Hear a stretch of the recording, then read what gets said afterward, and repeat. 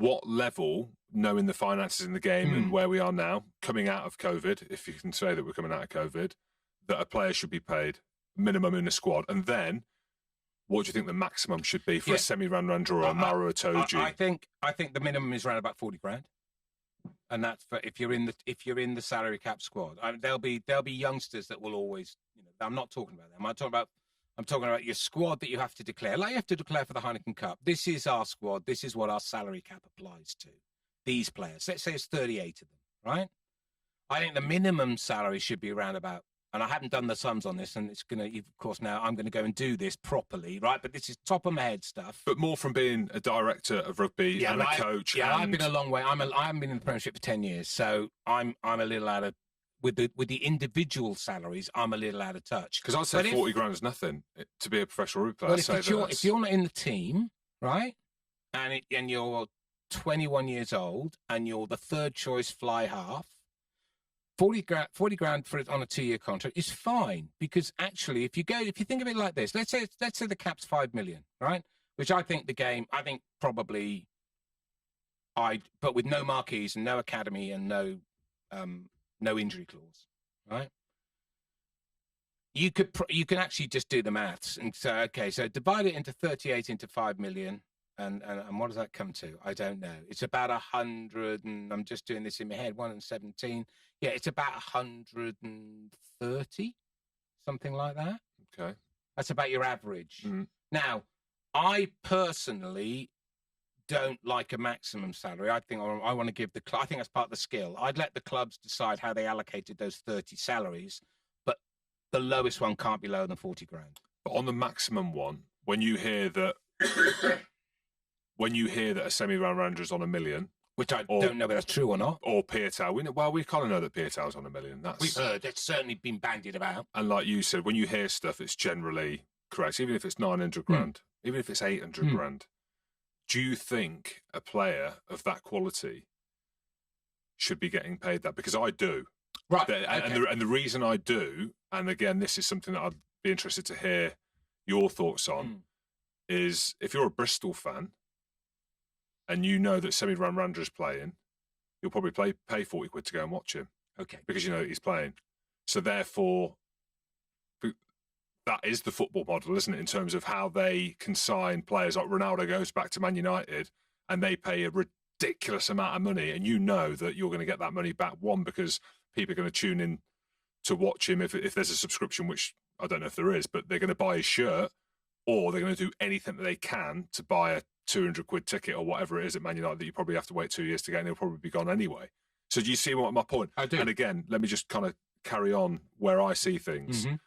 Maro Itoje, in terms of growing the game and the demographic of people that someone like that or a Marcus Smith would pull in to keep them at your club, and everything that comes with that player, both from a social media, which is arguably superficial, but we also know that has value in terms of brand value, both for the player, individual, and the club, then surely paying him more money for them reasons is a reason to do it, in terms of growing the game's popularity for the younger generation of people that are going to want to come and watch rugby matches, because the game, I think, has to change in terms of how it looks and how slow and how mundane it can potentially be. Let's talk about that for a minute. Yeah. Well, in a minute, yes. So that question in terms of the value of players and individuals isn't necessarily about their value as a rugby player, but their value as their brand.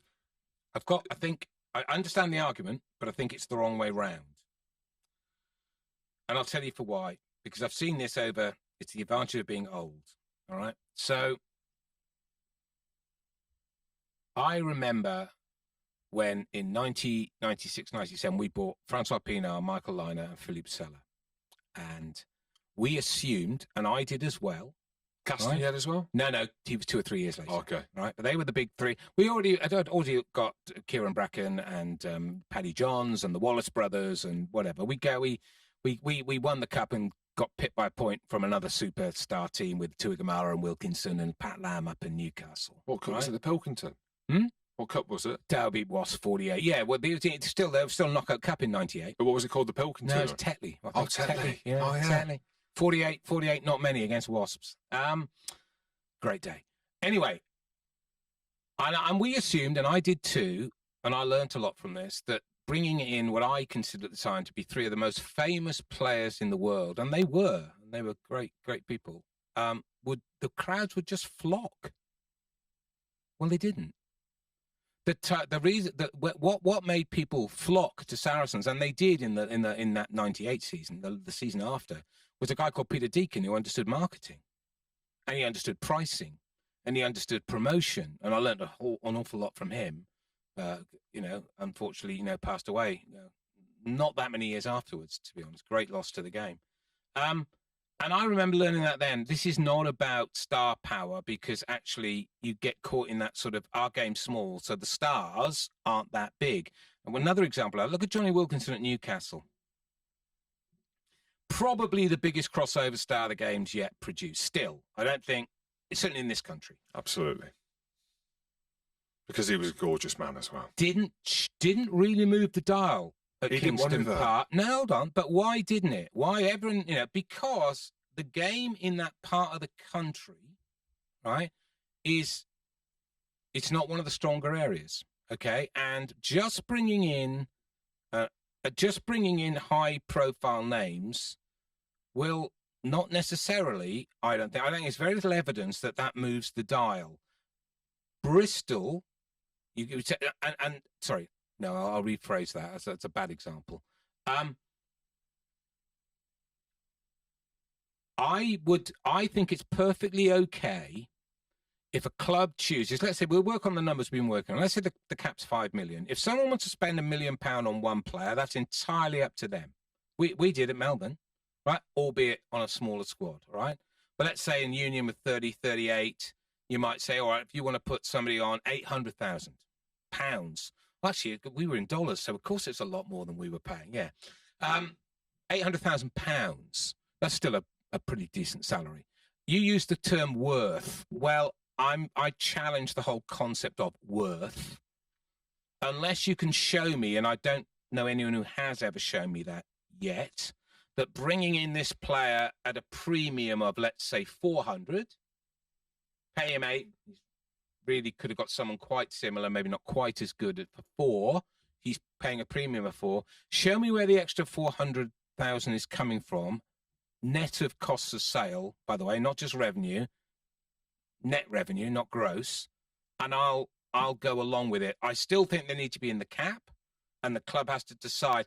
My point is this: if caps and limited squad rights are so damaging to player earnings, I'd say have a look at basketball, because they've got all that.